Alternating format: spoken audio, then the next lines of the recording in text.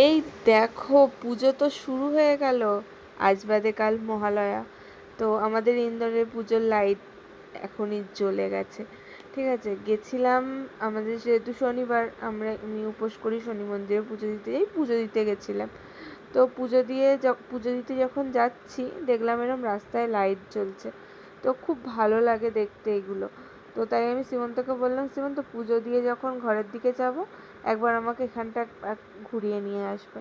তো একটা গোল করে চক্কর মেরে তারপরে ঘরে যাব। তো তাই জন্য সীমন্ত বললো, ঠিক আছে, তো চলো। কালকে যেহেতু রোববার, এমনিই তাড়া নেই, একটু দেরি হলেও অসুবিধা নেই, খুব একটা লেট কিন্তু হয়নি।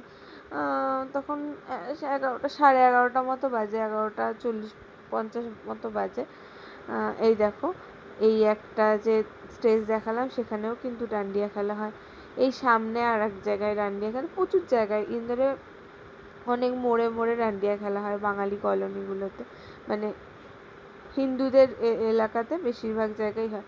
আমি যেখানে থাকি সেখানেও নিচে এক জায়গায় ডান্ডিয়া খেলা হচ্ছে, তোমাদেরকে দেখাবো, জানো তো।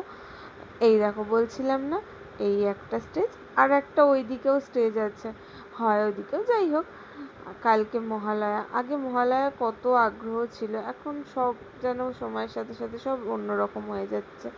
তো কালকে মহালয়া, সবাই মহালয়া শুনো।